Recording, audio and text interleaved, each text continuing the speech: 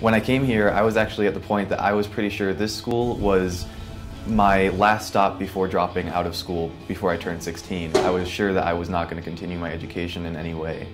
Now gearing up to start college, senior Clay Griffin-Derr embraced a radical outlook transformation since coming to Denver Online High School.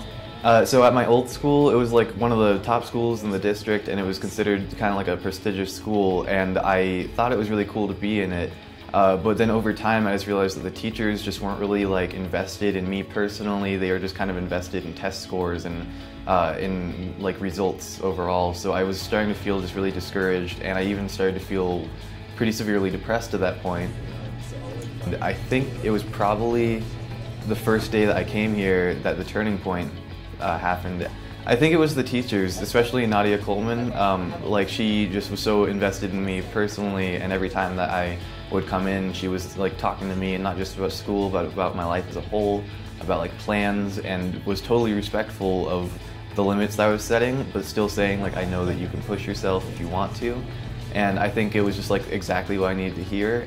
Now Clay, along with other student leaders, developed a student mentorship program to instill these same values into their peers. So the idea is to be like really holistic about it, so that if they have a specific assignment that they're really struggling in, we don't necessarily go in and tell them like, okay, here's how you get this answer. It's more like, okay, how do you get around an assignment that is really difficult to you? Do you talk to the teacher? Do you look up YouTube videos and find your own personal process? Student mentors thrive on speaking as equals, friend to friend. The main skill is just an ability to say, this is just how it is today, and I can make it through today just by focusing on like one or two small things, just feeling that success. Because if you just keep feeling like you're just taking hit after hit and not doing anything productive, you really can't come out of that depression.